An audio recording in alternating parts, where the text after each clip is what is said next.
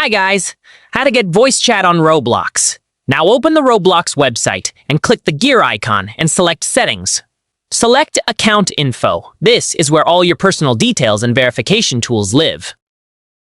Scroll down and tap Continue with Selfie or Continue with ID if prompted. Here is a pro tip. Using a selfie is faster, but ID verification is more reliable if the camera scan fails. If your current device has a camera, click Continue. If not, select Continue on another device to scan the QR code or send an email link to verify on another device. This is a great backup option if your main device doesn't have a working camera. Allow camera access, center your face in the circle, and follow the on-screen prompts, turning your head to estimate your age. Your estimated age must be 13 or older to get voice chat, so make sure you have good lighting and hold your phone steady. Return to Roblox settings.